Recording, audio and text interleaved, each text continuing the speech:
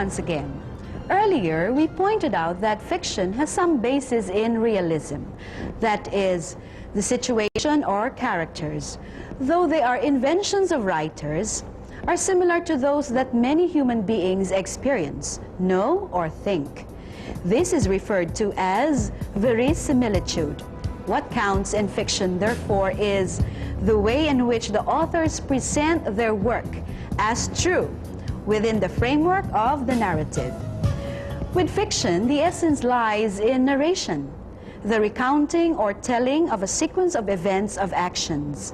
Works of fiction share a number of common elements, the more significant ones being character, plot, structure, and theme.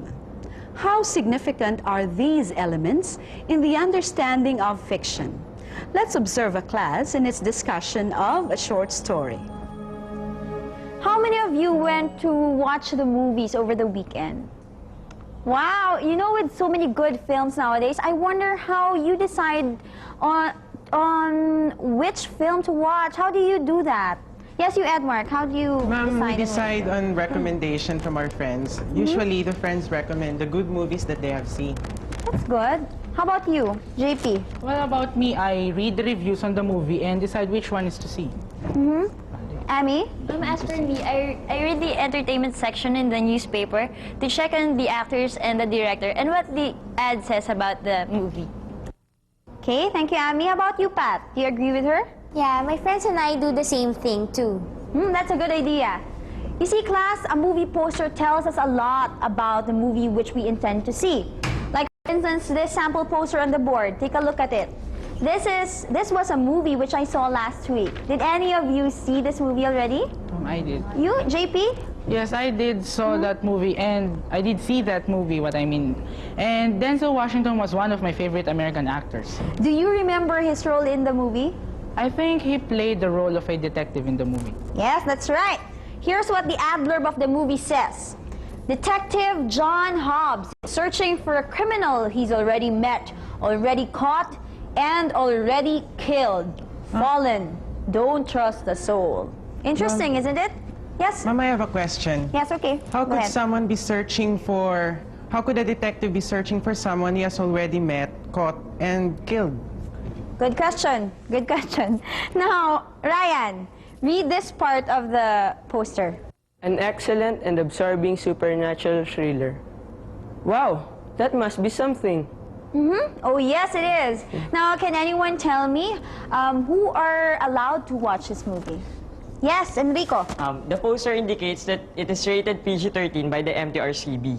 Yes, that's correct.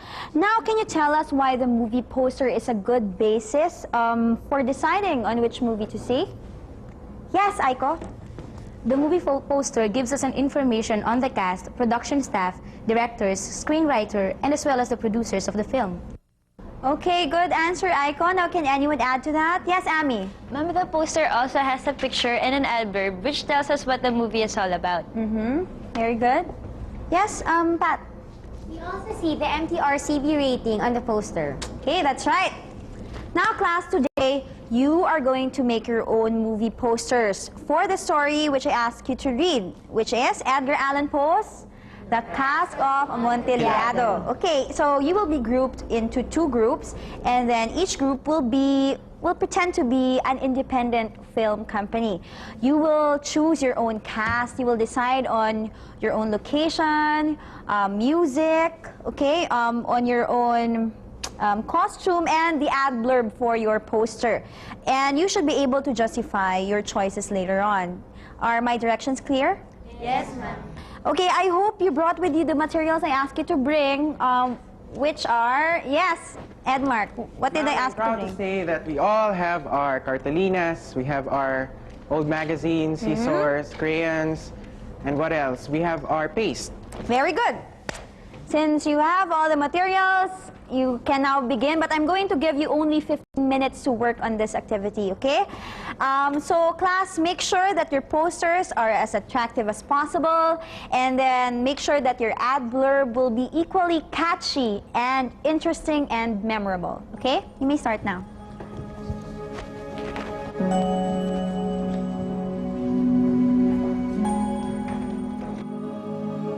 Movies are popular to us. Many believe it is the national pastime that has become the modern-day equivalent of the epic tradition.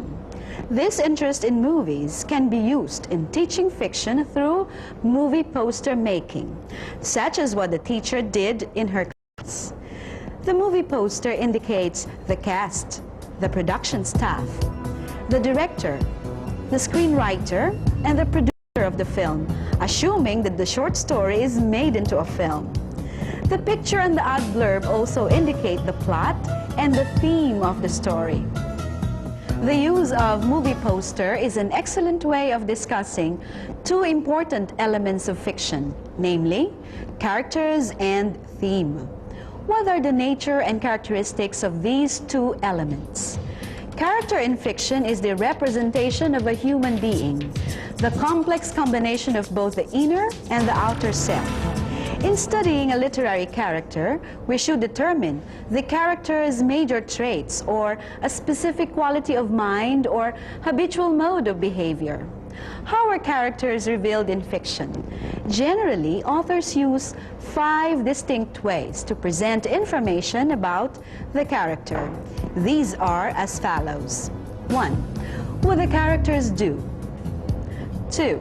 How the characters are described, both their persons and the environment they control. 3. What the characters themselves say and think. What other characters say about them. 5. What the author, speaking as an observer, says about the character. Loosely, these are 2 types of fictional characters. These are, first, the round character. This type is relatively fully developed. That is, this character recognizes changes with or adjusts to the circumstances. They are also referred to as dynamic. Second, the flat character. This is the direct contrast of the round character. Hence, this character does not grow. This character may be stupid or insensitive, or that he/she lacks knowledge or insight. The flat character is also known as the stock or the stereotype. Another important element of fiction is the theme. The theme of a piece of fiction is its controlling idea or its central insight. It is the unifying generalization about the life, stated or implied by the story. To derive the theme of the story, we must ask, what is its central purpose? That is, what view of life does the story support, or what insight into life does it reveal? There is no prescribed method for discovering the theme of the story. However, it might help to keep in mind the following principles. First, the theme must be expressible in the form of a statement with a subject and a predicate. Second, the theme must be stated as a generalization about life. Third, the theme is the central and unifying concept of the story. Fourth, there is no one way of stating the theme of a story. Fifth, we should avoid any statement that reduces the theme to some familiar saying or moral. Let's go back to the same class and observe how the students will cover the discussion of character and theme in their movie posters.